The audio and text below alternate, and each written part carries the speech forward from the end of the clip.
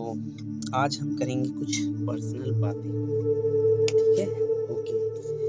तो जैसे आज के समय में आपने देखा होगा कि हर जगह ऑनलाइन कोचिंग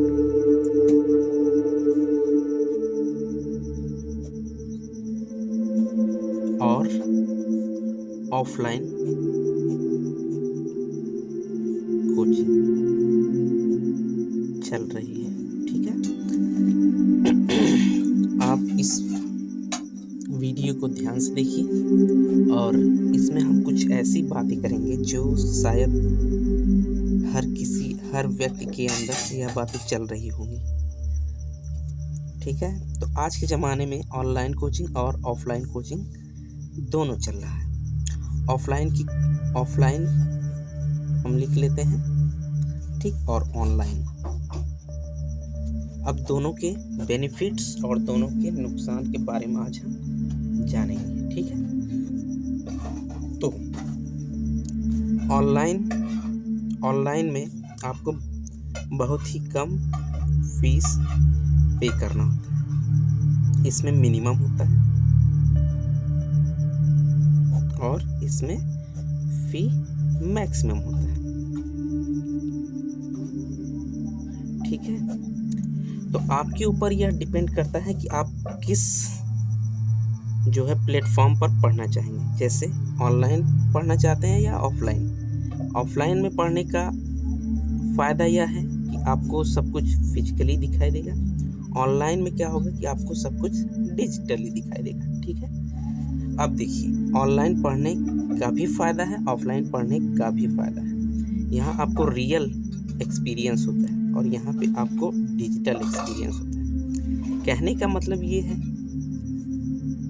कि जैसे ऑफलाइन कोचिंग में आपने कभी कभी देखा होगा कि हर एक बच्चे पर ध्यान नहीं दिया जा सकता। ठीक है, हर एक बच्चे पर ध्यान नहीं दिया जा सकता। क्यों? क्योंकि बच्चे काफ़ी ज़्यादा मात्रा में होते हैं और ऑनलाइन कोचिंग में भी हर बच्चे पर ध्यान नहीं दिया जा सकता। लेकिन इन दोनों में सबसे बड़ा डिफरेंस अगर देखा जाए तो ऑनलाइन कोचिंग को मैं बेस्ट मानूंगा। ठीक है, क्यों?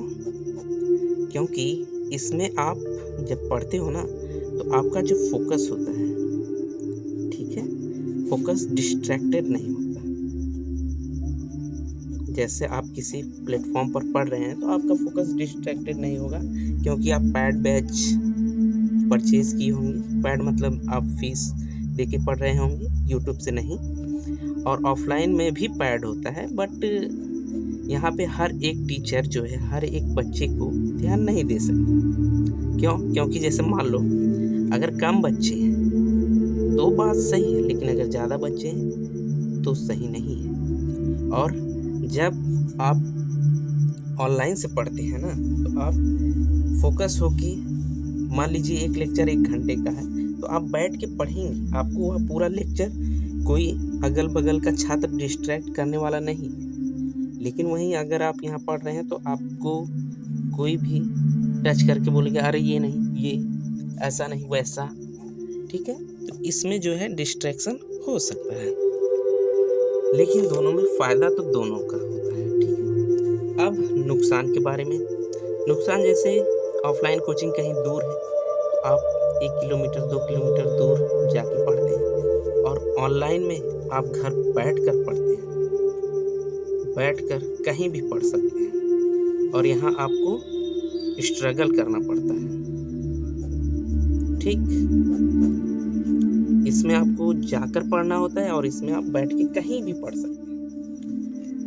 अब देखिए, कभी कभी ऐसा होता है ना कि कुछ कोचिंग में जब बच्चों पर ध्यान टीचर नहीं दे पाते हैं। टीचर का क्या है, टीचर तो पढ़ा रहे हैं, मान लीजिए किसी बच्चे पर ध्यान नहीं दे पा रहे हैं और किसी बच्चे का कोर्स पूरा नहीं हो पा रहा है, तो समझ लीजिए उस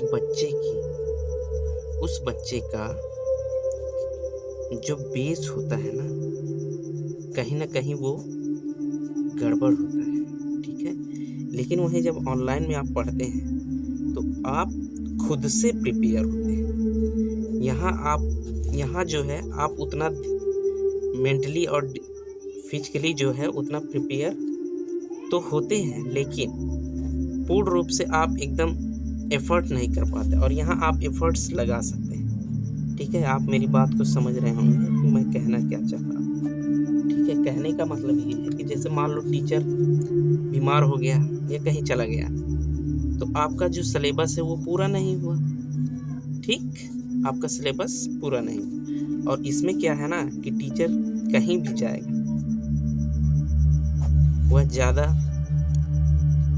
अगर कहीं टीचर गया मान लो, तो वह फिर आके अपना कंप्लीट करेगा ही करेगा, क्योंकि आज के ऑनलाइन के ज़माने में ऐसा हमने देखा है। बहुत से प्लेटफॉर्म पर टीचर जो है काफ़ी हॉनेस्टी के साथ जो है पढ़ाते हैं। तो आज के समय में मैं चाहूँगा कि आप जो है ऑनलाइन कोचिंग को ज़्यादा महत्व दें, बजाय कि ऑफलाइन। ऑफलाइन में फ़ीस ज़्यादा होता है। जैसे मान लो यहाँ पे 1000 में आप पूरे साल भर पढ़ सकते हो, 1 ईयर पढ़ सकते हो। ठीक, और यहाँ पे आप हर महीने अगर 500 देते हैं फीस, ठीक है, 500 फीस देते हैं हर महीने, तो 12 महीने में 6000 रुपये हो जाता है। मतलब ऑफलाइन में जो है आप इसका 6 टाइम्स ज़्यादा पे कर रहे हैं। ठीक, और वहीं ऑनलाइन में बस 1000 में 1 क्लिक में आप पूरे 12 मंथ्स पढ़ रहे हैं ना। तो किस में ज़्यादा फ़ायदा है? आपको ऑनलाइन में ज़्यादा फ़ायदा है। मैं प्रेफर करूँगा कि आप ऑनलाइन से पढ़िए, और जो भी कमी हो, जो भी डाउट हो, आप शेयर कीजिए, बताइए। जब तक आप किसी को बताएंगे नहीं, तब तक पता नहीं चलेगा ना कि आप कहाँ स्टैंड कर रहे हैं।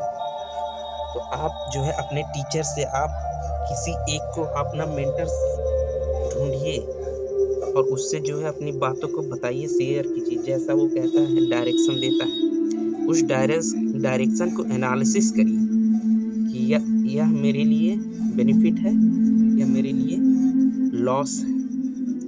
ठीक, उसमें से आप पॉजिटिव साइड को देखिए, तभी जाके आप जो है अपने जीवन में, अपने इस रणभूमि में कुछ बेहतर गोल अचीव कर सकते हैं। ठीक है, और खासकर मैं कहना चाहूँगा उन स्टूडेंट को जिनका अभी बेस चल रहा है। बेस जितना मजबूत होगा, बिल्डिंग उतनी ही शानदार बनेगा।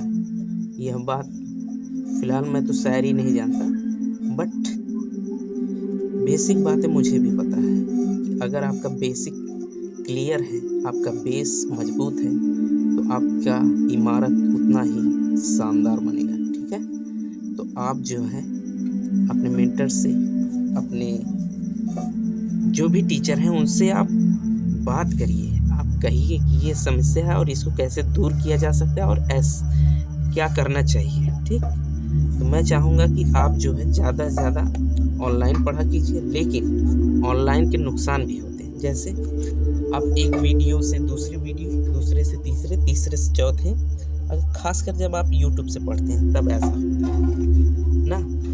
तो थोड़ा सा फाउंडेशन रखना पड़ेगा, खुद को डिसिप्लिन में लाना पड़ेगा, तभी जाके आप जो है पढ़ पाएंगे, है ना। डिसिप्लिन में लाना पड़ेगा।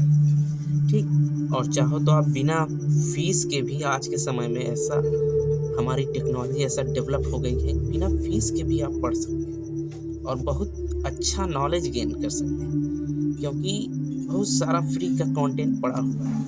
वो उस मूवी में एक डायलॉग है ना कि ज्ञान का गंगा हर तरफ बह रहा है, आप जहाँ से मिले लपेट लो, आप अपना जो है ज्ञान का सागर भर लो जहाँ भी आपको। और ये आज के ज़माने में तो यूट्यूब पर इतना सारा कंटेंट पड़ा है कि फ्री में आप बहुत कुछ पढ़ सकते हैं, जो चाहे वो तैयार कर सकते हैं। ठीक, तो आई होप आपके कुछ सवालों का जवाब मिल गया होगा, और जो भी आपको डाउट है या कुछ भी परेशानी है, आप हमें कमेंट में बता सकते हैं। ठीक, तो एक छोटी सी हमने प्रयास किया है। कभी कभी होता है ना, कुछ बच्चों को जो है इसकी ज़रूरत होती है, तो शायद मैं एक छोटी सी प्रयास कर रहा हूँ, आप तक हमारी बात ज़रूर पहुँचे।